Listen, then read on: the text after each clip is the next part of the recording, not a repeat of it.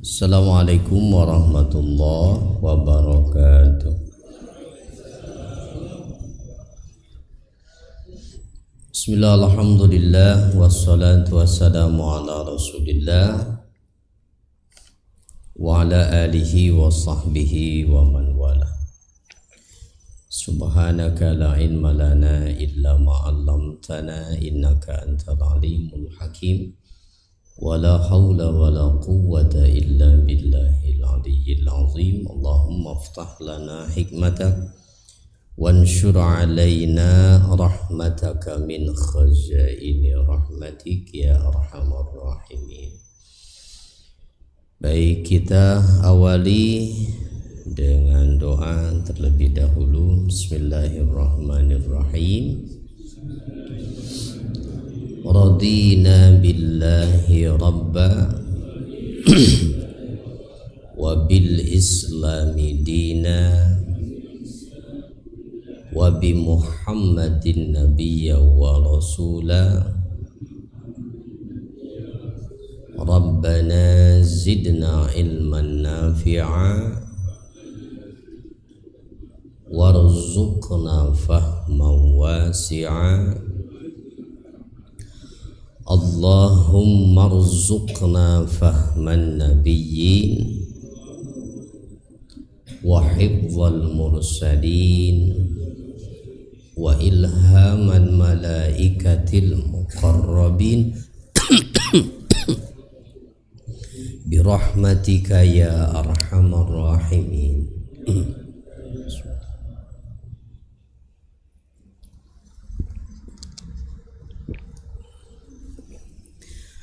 Ayat 67 ya Pak. Kita baca dulu. A'udzu billahi minasy syaithanir rajim.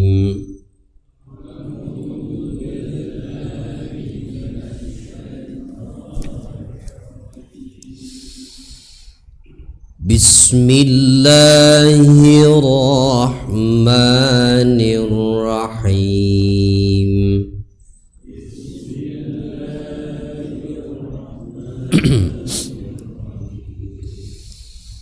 Wa min thamaratin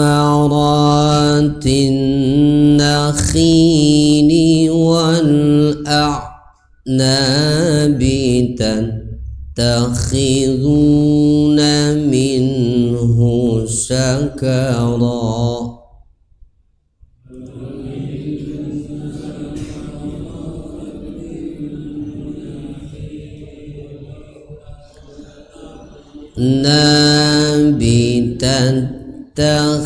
Tattakhiduna minhu sakara. Tattakhiduna minhu sakara wa rizqan hasana.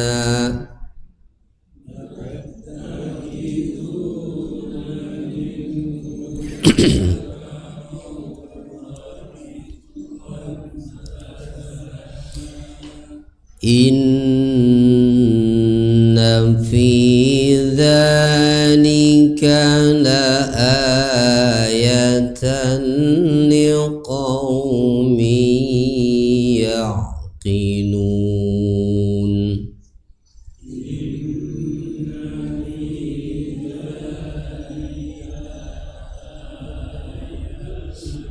Liqaumin ya'qilun.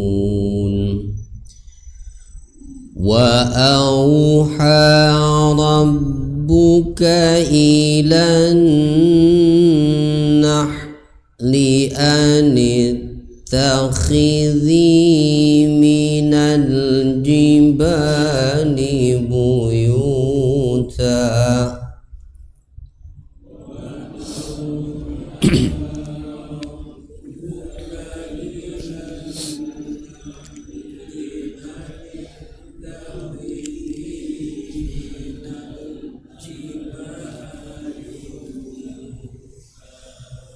Anit واتخذي من الجبال بيوتا ومن الشجر ومما يعرشون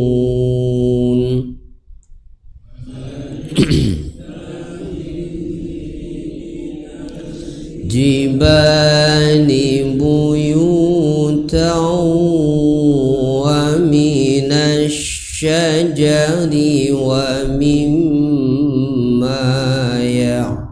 يعرشون ثم كلي من كل الثمرات فاسلكي سبل ربك ذللا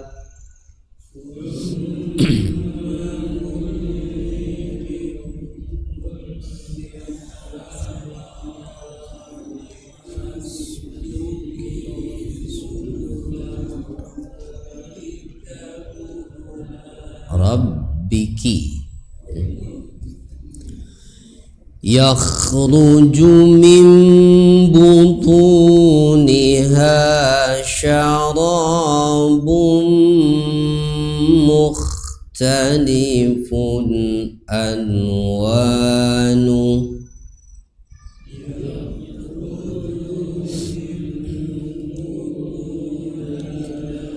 شراب مختلف ألوانه فيه شفاء للناس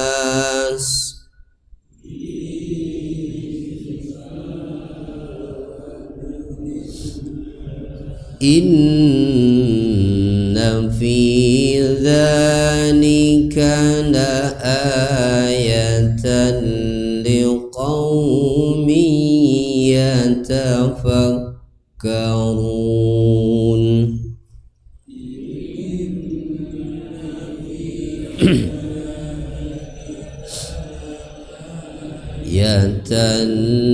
لقوم يتفكرون والله خلقكم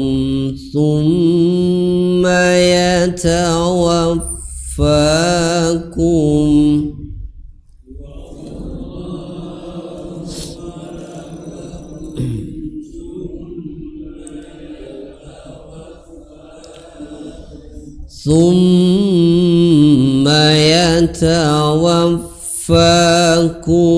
ومنكم من يرد إلى أرذل العمر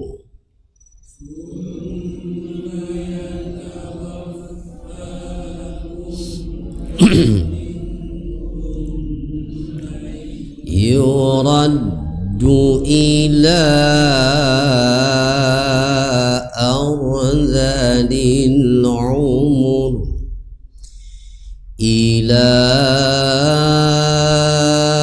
أرذل العمر لكي لا يعلم بعد علم شيئا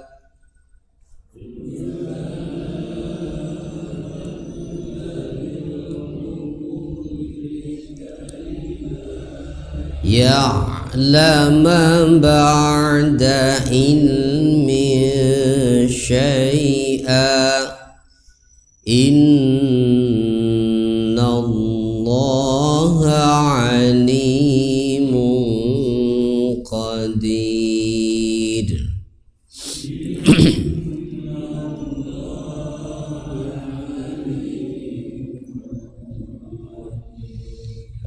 Sampai ayat 70.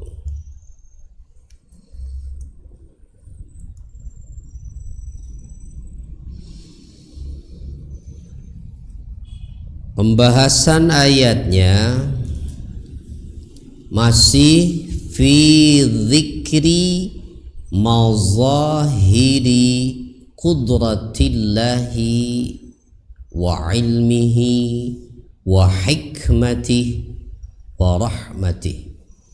Masih tentang menyebutkan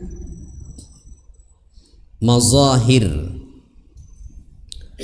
kenyataan-kenyataan yang tampak tentang kekuasaan Allah, tentang ilmunya Allah, tentang hikmahnya Allah, serta rahmatnya Allah al-mujibah li'ibadati wahdah. Yang kenyataan-kenyataan ini tentunya mewajibkan untuk hanya beribadah kepadanya semata, hanya menyembah kepadanya, sebab tidak ada dari apa yang akan disampaikan nanti berupa tanda-tanda kebesaran Allah, tidak ada satupun yang mengakui itu bahwa dialah yang mengatur itu semua, kecuali hanya Allah. Ya.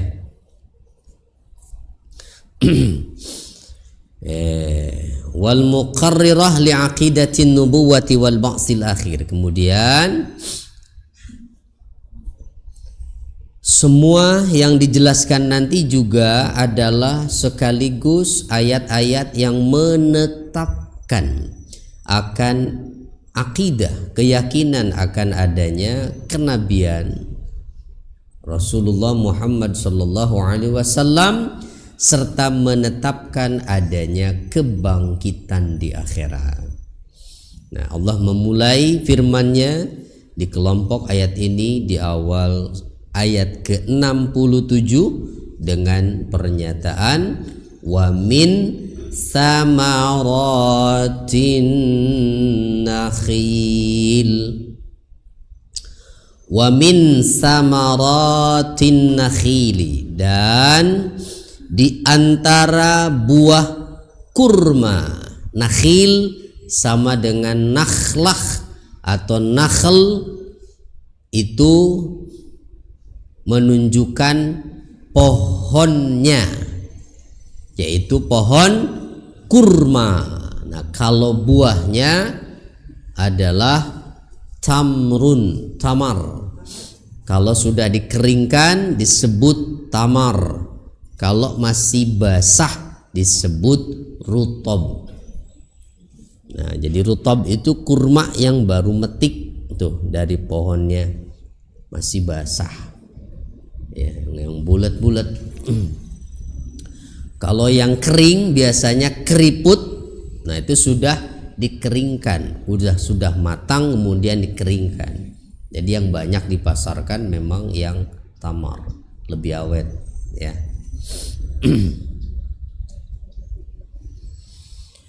Nah, dari atau di antara buah-buah nakhil, buah pohon kurma, wal a'nab, dan juga apa a'nab? Anggur. Tattakhizuna minhu sakaran wa rizqan hasana, maka kalian membuat minuman darinya sakaron, minuman yang dapat memabukkan, wa rizqan hasana, tetapi juga ya ada yang menjadi rezeki yang baik. Inna fi dzalika laayatan liqaumin yaqilun, sesungguhnya pada yang demikian itu benar-benar terdapat tanda kebesaran Allah bagi kaum yang mengerti atau yang mau menggunakan akalnya.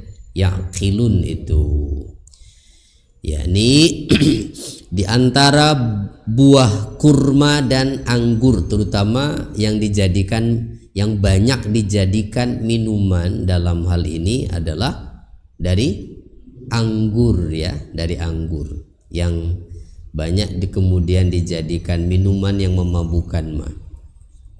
Wa min ba'di samaratin nakhili wal a'nab, di antara sebahagian buah kurma dan anggur itu ada buah-buahan yang kalian jadikan itu sebagai bahan minuman yang memabukkan, ay syaraban muskiran, minuman yang memabukkan.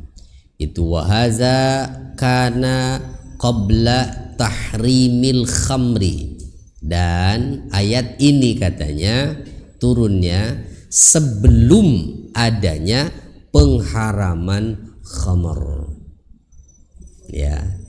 Sehingga ini adalah Allah menyebutkan bagian dari nikmat Allah. Kalian bisa membuat minuman tuh dari buah-buah anggur itu. Nah, warizqan hasanan, serta juga dapat membuat makanan sebagai rizki yang baik. Yaitu apa? Zabib, ya khal. Zabib itu manisan kurma ataupun anggur, atau khal cuka, ya, dan lain sebagainya. Jadi dari anggur dan kurma itu kan bisa dijadikan macam-macam, ya, bisa dijadikan macam-macam dan berupa makanan yang baik dan tidak memabukkan. Nah, dari kurma apalagi sekarang sudah semakin banyak berkembang olahannya dah.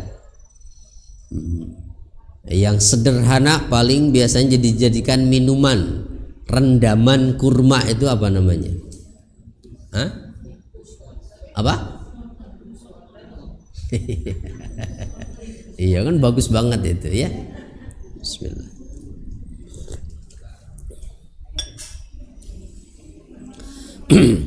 Atau ada juga kurma-kurma yang biasanya bisa dijadikan selai untuk campuran makanan seperti roti itu. Nah, yang kurma sukari biasanya, ya dekat-dekat kata sukar kan gula itu. Jadi disebut sukari itu karena manisnya, ya. Dan sukari ini lebih lembut dari kurma-kurma yang lain, gitu. Jadi makanya dijadikan itu bahan untuk selai, sukari, ya. Kenapa? Iya, iya. Jadi kurma itu, ya. Jadi ada juga kalau dari anggur nggak tahu saya apa aja tuh makanan yang dari anggur tuh, ya. Ya paling manisan, ya. Manisan.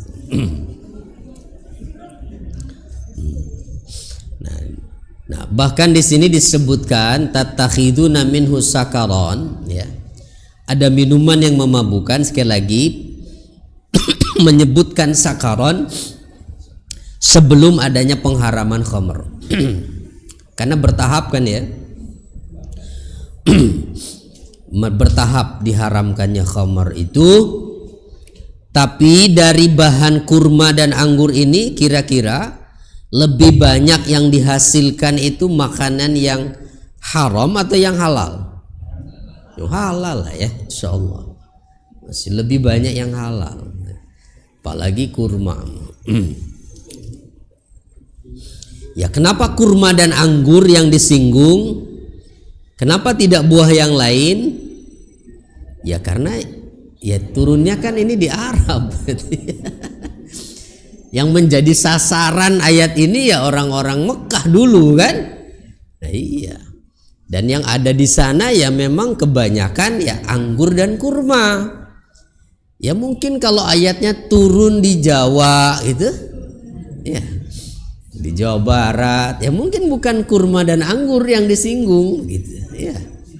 Banyak banget gitu, ya. Di kita banyak sekali buah-buahannya, ya karena yang menjadi sasaran adalah orang-orang Makkah saat itu, gitu. Ya tentu yang disebut buah yang ada di sana adalah anggur dan kurma yang bisa tumbuh di sana. Ya kalau bicara buah-buahan di sana nggak perlu ada pohonnya, banyak buah-buahan di sana, Pak. Ya, itu berkat dari doanya Nabi Ibrahim itu. Warzuqhum minas samarat, berikan mereka rezeki dari berbagai macam buah-buahan. Coba ada Pak buah-buahan di sana itu, ya. Macam-macam, jeruk ada, itu apel ada. Ya memang pohonnya nggak ada. Dari mana? Ya diimpor. Diimpor, ya. Bahkan sayur-sayuran pun kan lengkap tuh. Lengkap. Di supermarket itu lengkap Pak, sayur-sayuran. Ya walaupun ya memang tidak seperti melimpah seperti di kita di Indonesia ya. Ya.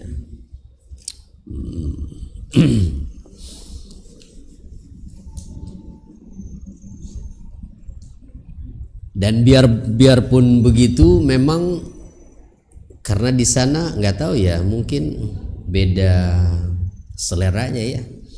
Ya walaupun masak sayur segala macam tetap aja beda rasanya ya. Kalau yang pernah haji mungkin pasti merasakan kan ya, atau yang pernah umroh begitu. Ya kecuali masakan yang memang yang masaknya orang kita. Baik, ini mau menjelaskan apa kira-kira sebetulnya? Lanjut ayatnya, inna fi dzalika laayatan liqaumin yaqilun. Sesungguhnya pada yang demikian itu terdapat tanda-tanda kebesaran Allah bagi kaum yang menggunakan akalnya. Ai bahwa ayat ini adalah dilalatun wadihatun ala qudratina wa ilmina wa rahmatina. Semua yang disebutkan pada ayat itu tadi adalah petunjuk yang jelas yang menunjukkan kekuasaan kami, ilmu kami dan rahmat kami. Hanya Allah. Kenapa? Siapa yang menyediakan, yang menjadikan kurma dan anggur itu bisa tumbuh di bumi ini? Ya Allah. Tidak ada yang lain. Ya, tidak ada yang lain. Seandainya tidak ada buah-buahan itu, kita nggak akan bisa makan apa-apa. Ya, tidak akan ada yang bisa kita jadikan sebagai bahan makanan. Nah maka sekali lagi, jadi ayat ini menjelaskan tentang tanda kebesaran Allah Ta'ala yang kalau manusia mau menggunakan akalnya lalu merenungkan bahwa semua ini hanya Allah yang menyediakan. Manusia hanya menanam bijinya lalu tumbuh dari mulai tunas sampai menjadi pohon yang keras dan berbuah. Siapa yang menumbuhkan itu? Allah. Ya. Petani tidak menarik-narik tunas itu dari bijinya. Ya, dia hanya menyiram saja. Lalu tiba-tiba biji itu terbelah dan tumbuh tunas. Siapa yang membelah biji-biji itu? Allah. Maka di ayat lain ada yang menyinggung itu kan, falikul habbi wan nawa. Dialah Allah yang membelah biji-bijian itu. Dari biji yang terbelah itu tumbuhlah tunas-tunas berbagai macam tanaman dan buah-buahan ya. Maka kalau jadi petani dengan dasar keimanan yang kuat, kalau jadi tukang kebun yang beriman, nah harusnya ya dia menyaksikan ya pohonnya dari mulai biji terus tumbuh tunas itu, dia melihat tanda kebesaran Allah di situ. Iya, harusnya nambah iman itu. Ya nggak usah jauh-jauh di kebun lah, kita nanam di pot saja begitu ya. Nggak usah pohon-pohon yang besar. nanam tomat, nanam cabe, tuh, yang bisa kita tanam di pot itu. Ya, apalagi ya buat yang biasa yang bisa kita buat bahan masakan. Nanam bayam, nanam tomat, nanam cabe. Walaupun misalnya nih bijinya kita sebar di satu pot, di situ ada biji tomat, ada biji cabe, ada biji yang lain-lainnya. Apakah nanti saat dia tumbuh menjadi pohon dengan campuran dari macam-macam tadi, atau masing-masing tumbuh? Masing-masing tumbuh. Di situ ada tomat, di situ ada cabai. Dua-duanya tumbuh dengan sendirinya dan berbeda-beda. Itu padahal disiram di satu pot yang sama dengan air yang sama, kasih pupuk yang sama misalnya. Ketika tumbuh buah tomat, buah cabai, rasanya sama atau beda? Ya beda. Nah, siapa yang membuat rasa itu? Hanya Allah, tidak ada yang lain. Nah, jadi kalau mau mengenalkan Allah tuh, pada anak kita, pada cucu kita, dari kecil kenalkan mereka kepada Tuhannya, tidak harus jauh-jauh. Dan jangan dikasih tahu tentang teori tauhid Allah itu siapa, ya. Ajak saja ke taman, ajak saja ke kebun, itu ibu nanam di satu pot tadi, ada cabai, ada tomat. Ajak anaknya nanam sendiri. Ayo nak, kita nanam cabai, nanam tomat. Terus diurus tiap hari, disirami. Nanti setelah tumbuh sampai berbuah, ajak anak itu lagi, nak, coba perhatikan. Ini tomat dan cabai buahnya beda, daunnya beda, rasanya beda. Kamu tahu nggak siapa yang menumbuhkan itu? Gitu. Itu tuh dengan sendirinya tanpa kita sadari kita sedang menanamkan tauhid. Ya, kamu tahu siapa yang menumbuhkan pohon ini? Siapa yang menumbuhkan tanaman ini? Yang memberi rasa cabai, rasa tomat ini? Allah. Gitu. Ya, kita kadang nanam aja ya. Padahal kalau sambil tafakur itu, ya Allah, yang suka bunga juga coba, ya, berbagai macam bunga itu.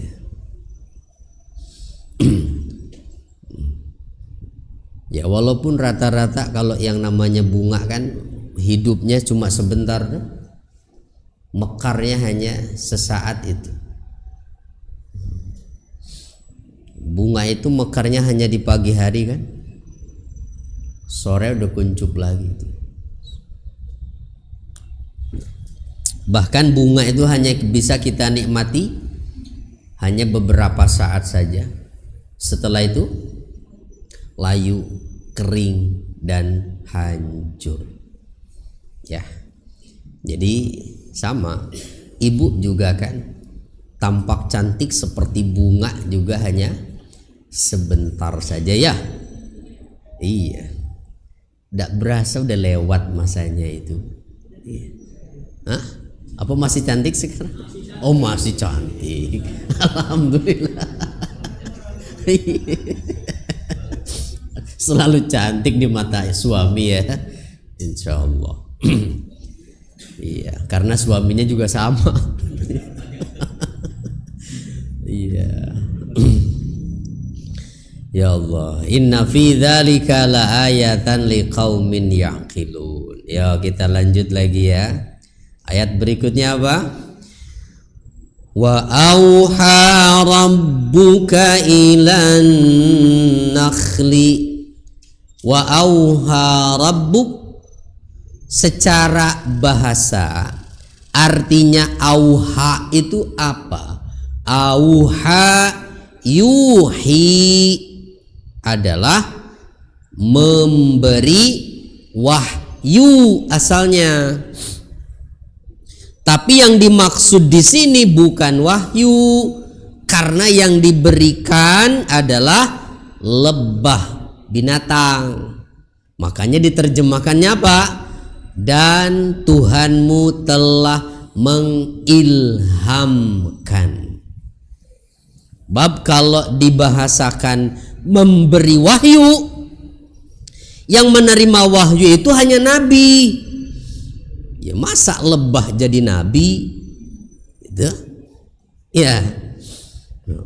Jadi makanya yang dimaksudkan, kenapa? Memberi wahyu di situ bahasanya. Iya, memberi wahyu di situ. Nah, jadi wahyu yang dimaksud itu adalah ilham. Ya, ilham dalam bentuk apa? Insting. Kalau yang disebutnya pada binatang maya itu insting. Nah, kalau pada manusia lainnya sama, ilham. Kayak apa ya ilham tuh ya? Jadi ya nggak sama dengan wahyu pastinya, karena bukan nabi. Seperti begini, Pak. Ya. Kalau misalnya kendaraan kita lagi nggak bisa jalan tuh, Bapak buka mesin nggak ada yang ngerti sebetulnya. Nah, tapi tiba-tiba itu ya muncul aja begitu. Ya. Nah kayak gitu tuh ya. Jadi munculnya seperti lintasan pikiran yang memberikan. Nah, kadang-kadang inspirasi atau ide, nah itulah yang namanya ilham itu, gitu ilham tuh. Seperti itulah juga kepada lebah ini. Apa yang diilhamkan oleh Allah? Lihat lanjutan ayatnya. Anittakhidhi minal jibali buyuta. Bahwa buatlah sarang-sarang di pegunungan-pegunungan, wa minasyajari dan juga di pohon-pohon, wa mimma ya'risuna serta apa-apa yang dibuat oleh manusia. Nah, jadi lebah itu dengan ilham yang Allah berikan pada mereka, yang kemudian menjadi insting bawaan dari lebah, maka dengan sendirinya lebah itu tanpa harus diarahkan, dia akan membuat sarang-sarangnya itu di pegunungan-pegunungan, di pohon-pohon, serta apa yang dibuat oleh manusia itu bisa di rumah. Maksudnya rumah-rumah manusia kan juga suka dia nempat bikin sarangnya di situ, atau yang memang sarang-sarang lebah yang dibuat khusus oleh manusia, makanya bisa diternak kan. Dan lebah bisa di situ dia bersarang. Kenapa? Kalau tidak ada ilham dari Allah, tidak ada insting begitu, mungkin lebah akan takut menempati sarang yang dibuat oleh manusia begitu ya, nggak mau tuh. Tapi nggak mau di situ, disediakan itu. Nah itu lebah ya. Jadi wa mimma ya'risun itu dari apa yang dibuat oleh manusia. Jadi ini adalah kenyataan lain yang tampak di hadapan mata manusia, di antara tanda kekuasaan Allah. Ilmu dan hikmahnya adalah hasyratun nahli kaifa talidul asal wa taqdumuhu lil insan, yaitu menampakkan kepada kita tentang lebah, di mana lebah ini makhluk yang selalu berkelompok. Ya, lebah nggak ada yang sendirian kan? Ya nggak? Ada nggak lembah yang bikin sarang sendiri gitu? Kayaknya nggak ada ya. Selalu berkelompok dia. Ya, selalu berkelompok.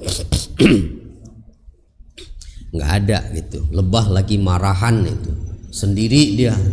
Nah, nggak ada. Jadi lebah tuh nggak ada yang egois berarti ya. Lebah nggak ada yang egois.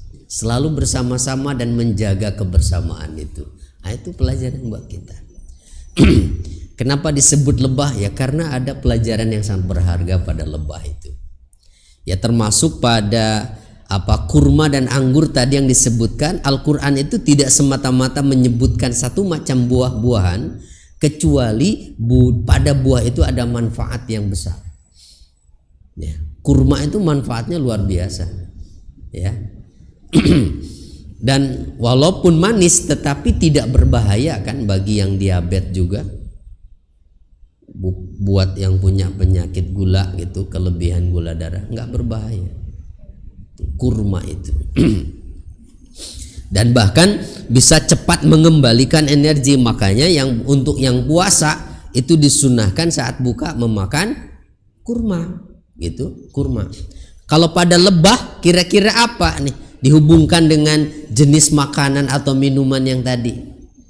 Madunya ya, yaitu. Karena hanya lebah yang bisa menghasilkan itu.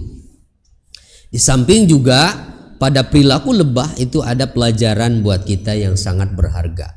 Lebah itu yang dihisap apa? Saripati bunga ya.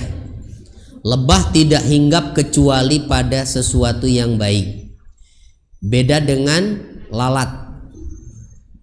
Ya. Kalau lalat senangnya di mana? Tempat-tempat yang kotor tuh Pak. Ya. Tempat-tempat yang kotor. Jadi yang menyukai yang kotor-kotor itu adalah lalat, Pak. Jadi kalau ada laki-laki senengnya sama perempuan-perempuan yang kotor, itu berarti ya mentalnya lalat itu.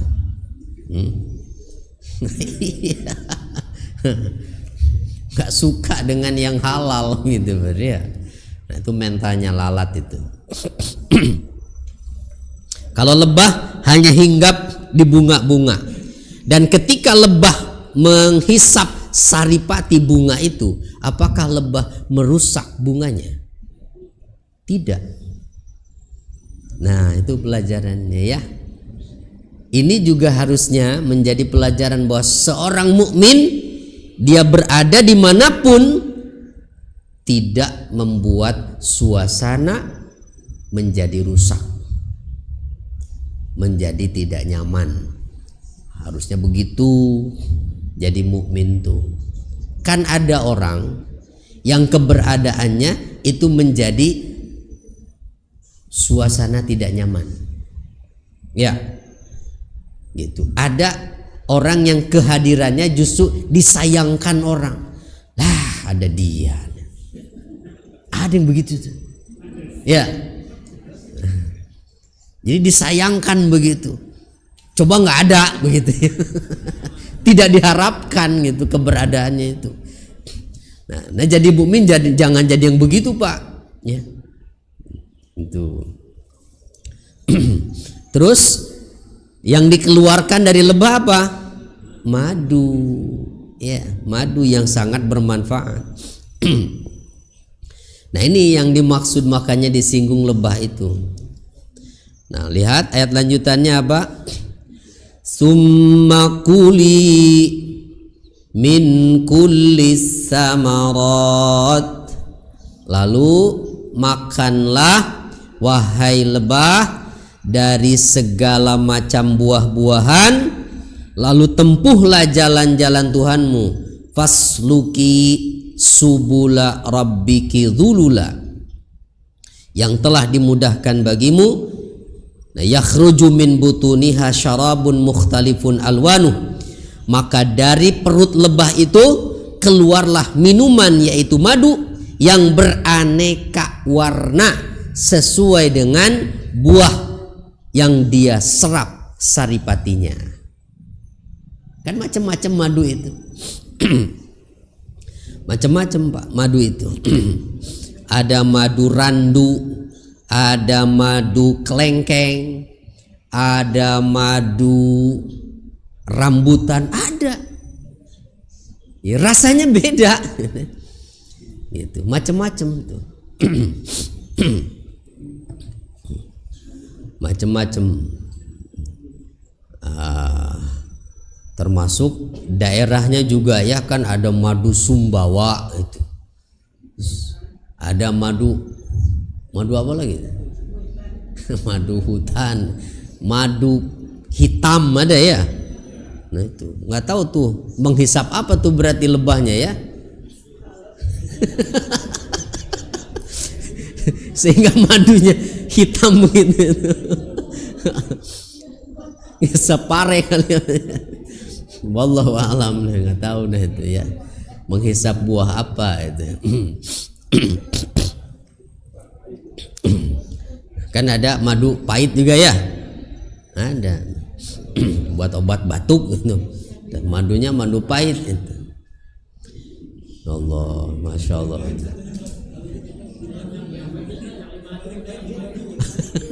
Tapi yang paling pahit di madu Bu ya. Allah. Ada aja ibu-ibu mah. Nah, jadi Allah mengilhamkan kepada lebah agar memakan berbagai macam buah-buahan dan tumbuh-tumbuhan dari bunga-bunganya, begitu. Kemudian untuk menempuh berbagai jalan, gitu. Nah, patan taqilu min makan ila akhar, sehingga membawa tuh dari satu tempat ke tempat lainnya, lalu kembali ke sarangnya. Dan lebah tidak merasa lelah dengan itu, dan tidak ada yang tersesat jalannya. Tuh, ya, dimudahkan oleh Allah menempuh jalan-jalan yang jauh tanpa tersesat. Tuh, nggak ada lebah kemudian tersesat satu mampir ke rumah kita, lupa di jalan pulang, itu nggak ada.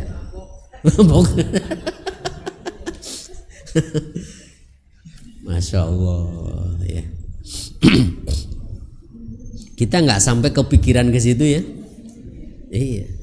Kalau nggak baca ayat Qur'annya begitu, kita nggak sampai kepikiran gitu hal-hal yang seperti itu. Wala tadillu wa dzalika bitadlilillah wa taskhirihi laha. Dan yang demikian itu kenapa bisa seperti itu? Karena Allah yang menundukkan dan mengarahkannya pastinya ya.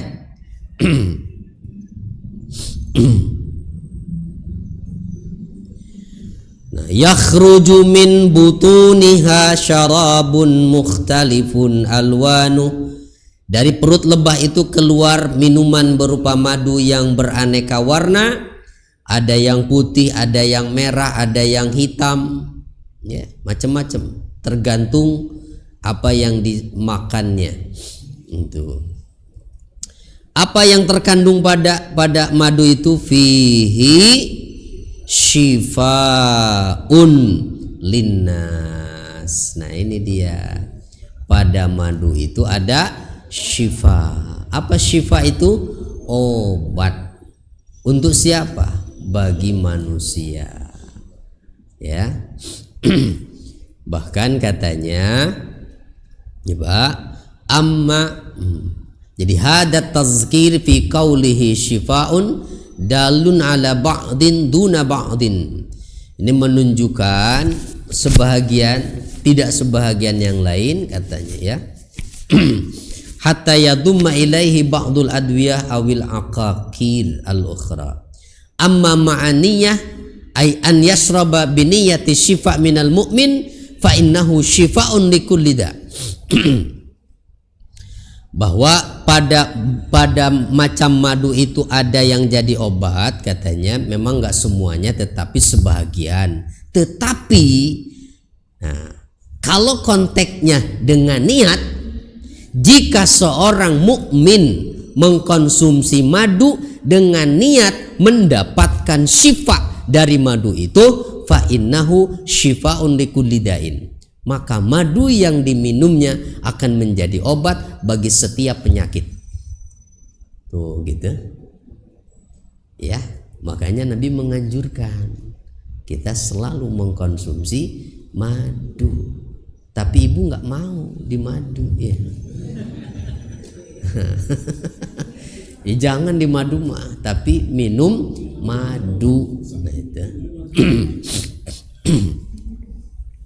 Minum madu Pak, ya bagus itu, ya buat kesehatan itu. Madu, terutama madu murni ya, jangan madu yang sudah diolah itu. Ada madu itu kan yang di bawahnya namper gulanya tuh. Itu berarti sudah diolah, itu bukan madu, itu gula itu ya.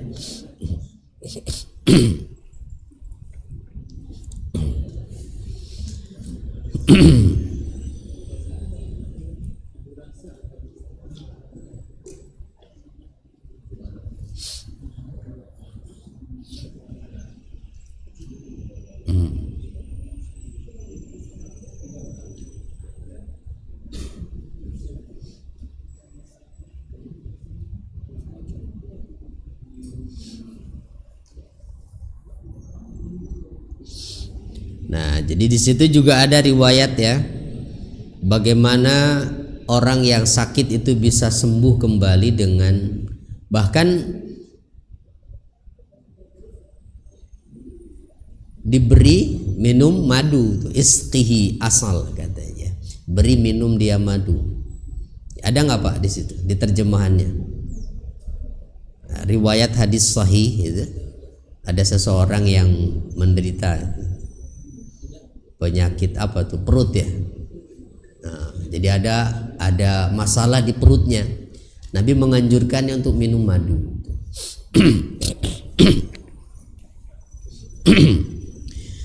Inna fi dzalika laayatan liqaumin yatafakkarun. Nah, pada yang demikian itu ada tanda-tanda kebesaran Allah bagi kaum yang berfikir. Ya. Ada madu.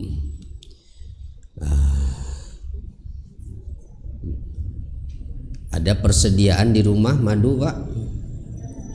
Nah, insya Allah ya. Kalau bisa sama korma Pak ya. Iya. Harus persediaan Pak. Kita nggak tahu apa yang akan terjadi ini. Harus siap-siap gitu menyiapkan persediaan makanan yang kira-kira cukup buat setahun. Nah, yang awet itu salah satunya korma itu, korma yang kering, korma yang kering.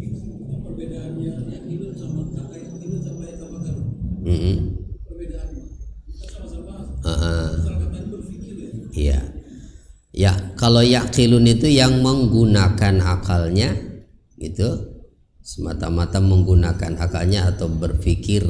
Ya. Nah, kalau yang kedua ada yatafakkarun. Bentar, coba apa yang yasta'milul aqla wa ya'malu bima yaqtadihi 'indan nazar. Jadi yang dimaksud dengan yaqilun itu adalah menggunakan akal atau menggunakannya sesuai dengan tuntutannya pada saat melihat tanda-tanda alam yang disaksikannya. Nah, itu maknanya ya kilun. Jadi kalau yatafakkarun, nah yatafakkarun ini mana? Ini di akhir ya adanya ya. Yatafakkarun itu ayya maluna afkarahum indan nazar fi sani'illah, yaitu yang menggunakan pikirannya itu ketika melihat ciptaan Allah, keajaiban ciptaannya katanya. Hampir sama lah berarti ya, hampir sama sebetulnya. Tapi kalau yaqilun itu lebih ke arah petunjuk penggunaan akalnya, bahwa harusnya manusia itu menggunakan akal sesuai dengan tuntutan seharusnya untuk apa Allah menciptakan akal itu gitu. Nah, kalau yatafakkarun itu lebih pada mungkin lebih secara lebih mendalam lagi dari yaqilun. Kalau yatafakkarun mah perlu ada penelitian, ya boleh silahkan. Kalau tafakur mah lebih mendalam, ya ada apa saja kandungan dari madu itu sampai Allah menyinggung soal madu di Al-Quran. Nah kan nggak bisa hanya dengan melihat dengan mata, perlu diteliti itu. Nah perlu sampai ada kajian-kajian secara ilmiah, mungkin di bidang kesehatan juga ya, apa kandungan dari madu itu dan apa manfaatnya. Nah itu ya tafakkaru, ya, lebih dalam, itu lebih dalam. Nah sehingga tampak nanti lebih dalam lagi kelihatan keajaiban ciptaannya itu ya. Baik. Wallahu khalaqakum tsumma yatawaffakum. Nah kalau manusia khususnya orang-orang Makkah mengakui bahwa yang berbuat yang demikian tadi itu, dari mulai yang menumbuhkan buah-buahan, yang mengarahkan lebah sehingga menghasilkan madu, itu semua adalah Allah. Nah, lalu mereka diajak lagi berpikir tentang penciptaan manusia. Wallahu khalaqakum tsumma yatawaffakum, dan Allah lah yang menciptakan kalian. Tsumma yatawaffakum, kemudian Dia pula yang mewafatkan kalian nanti. Nah kira-kira orang-orang musyrik Mekah ini mengakui nggak kalau yang menciptakan mereka itu Allah? Mengakui. Ya, mengakui kalau yang menciptakan Allah mah. Yang menciptakan langit bumi Allah, yang menciptakan mereka Allah, yang mengatur rezeki Allah. Mereka yakin dengan itu. Ya, masalahnya adalah mereka tidak mau hanya menyembah kepada Allah. Ya. Padahal kan tinggal sedikit lagi dong, berarti kan kalau memang mengakui gitu, bahwa hanya Allah yang menciptakan, hanya Allah yang memberi rezeki, hanya Allah yang mengatur hidup, kenapa nggak mau hanya menyembah Dia saja?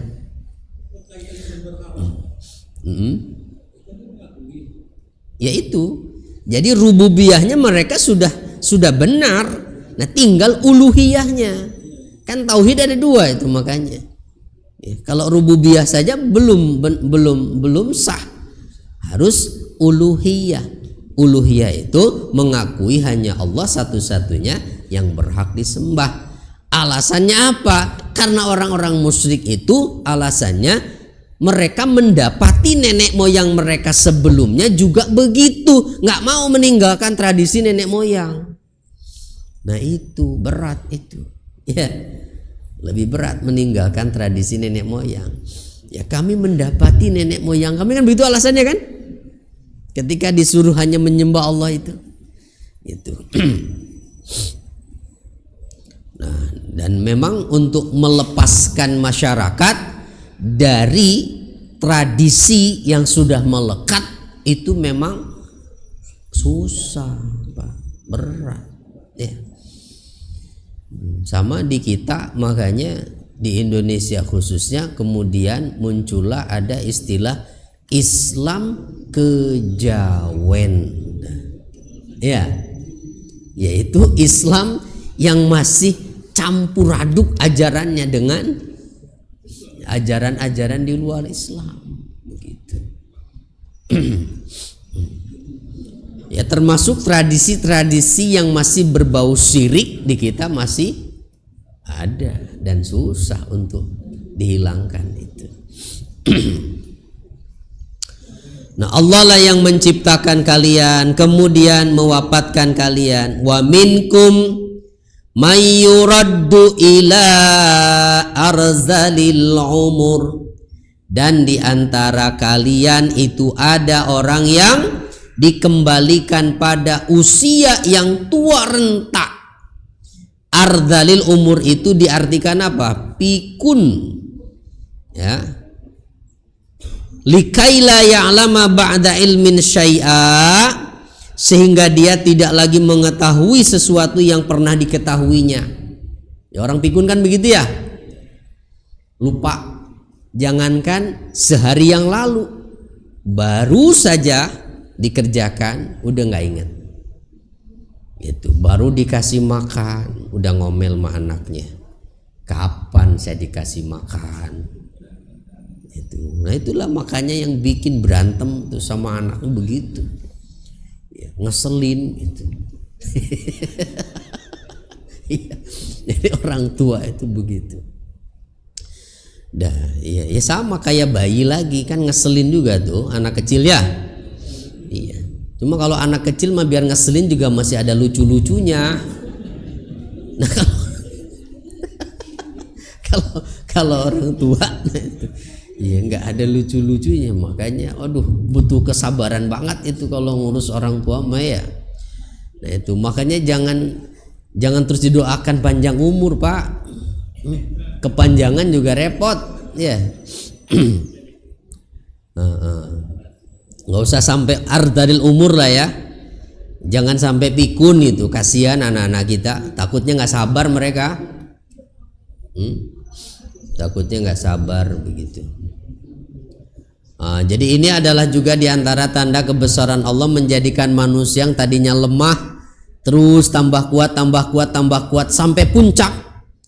Puncaknya berapa? Usia berapa? Berapa? Puncak kematangan perkembangan manusia berapa?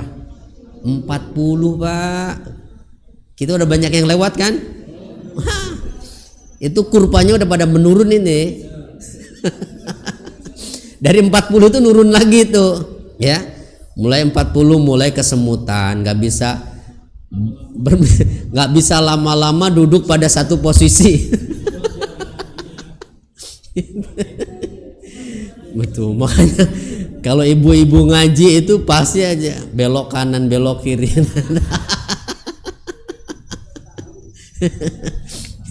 Nggak bisa pada satu posisi itu.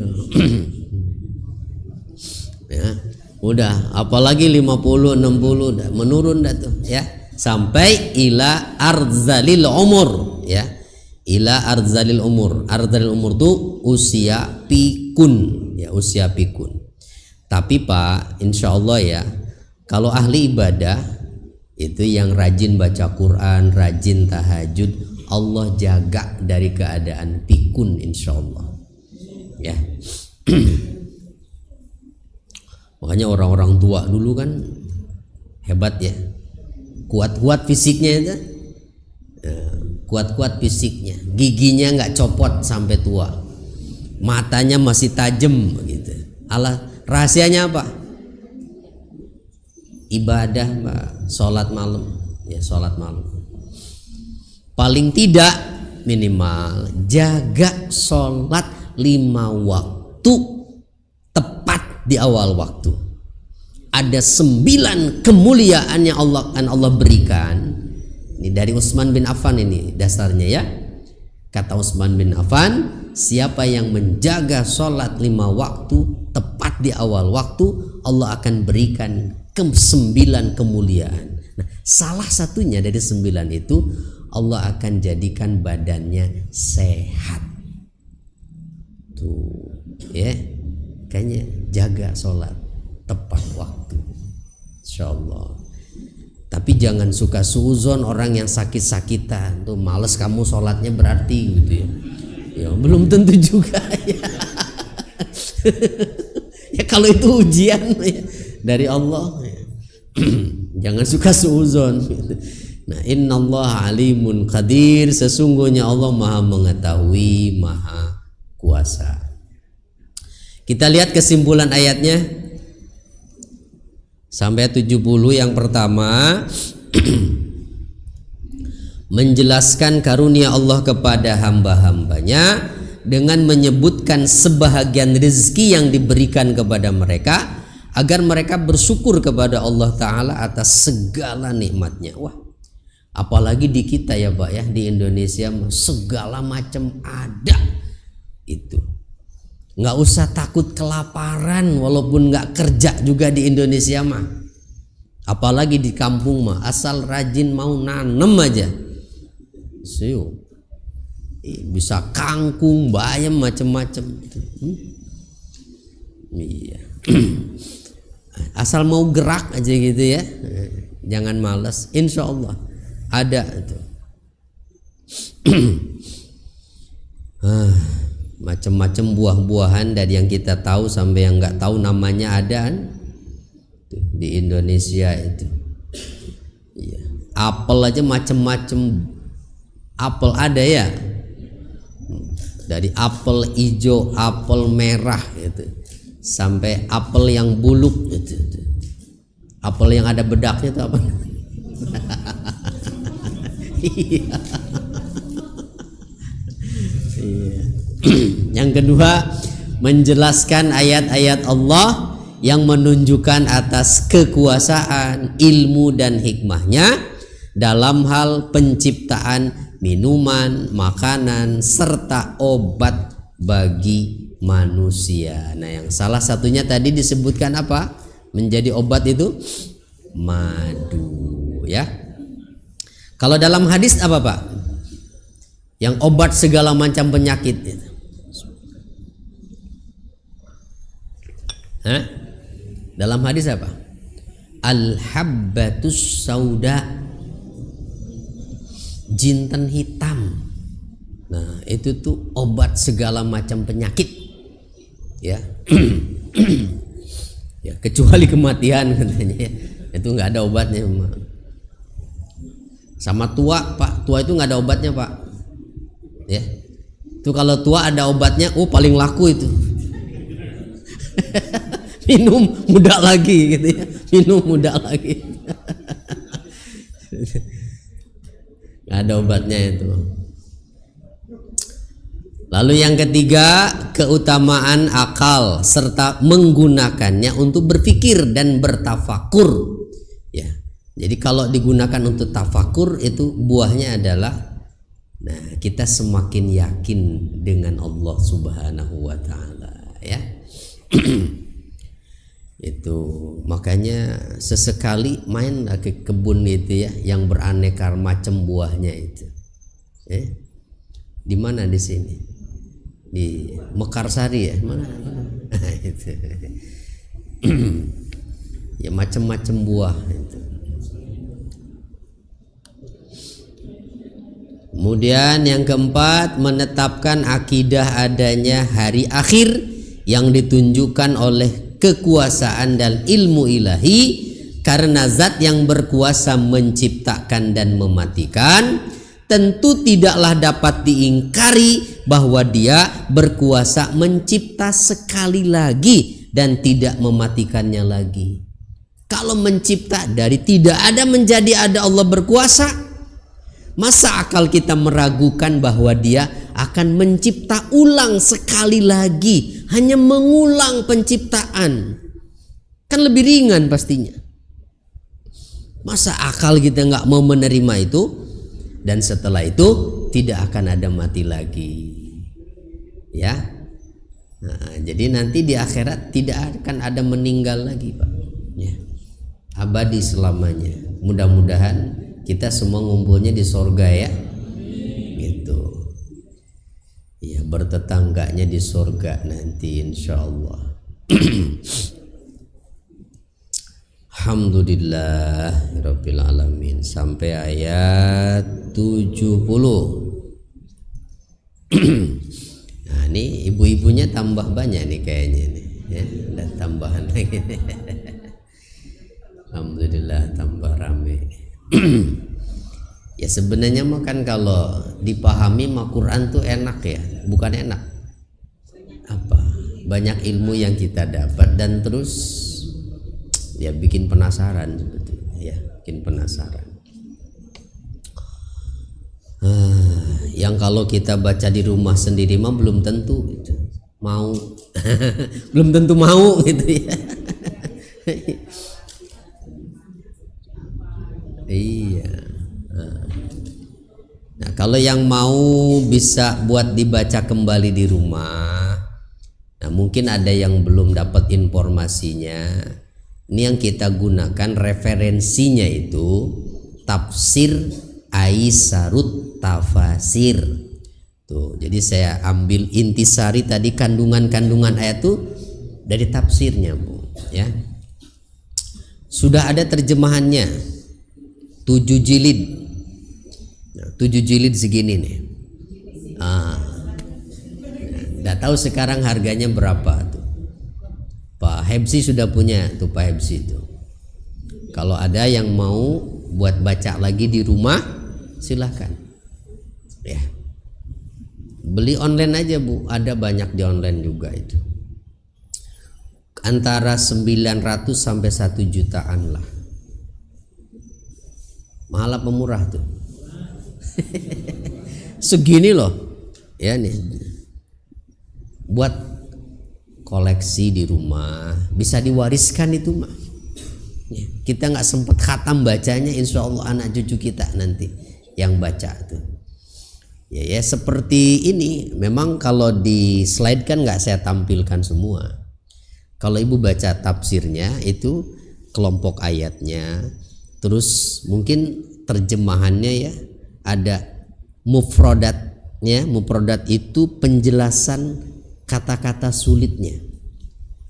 Lalu ada makna ayat secara menyeluruh. Nah, yang terakhir min hidayatil ayat, petunjuk ayatnya apa. Enak tuh, sistematis. Ya. Itu. Jadi bisa dibaca sendiri di rumah. Ya sama suami sama anak, maksudnya dibaca bareng-bareng gitu. Ya, dibaca bareng-bareng. Oke, kita tutup dulu ya. Subhanakallahumma wa bihamdika asyhadu an la ilaha illa anta astaghfiruka wa atubu ilaik. Mohon maaf ada hal yang kurang berkenan. Assalamualaikum warahmatullahi wabarakatuh.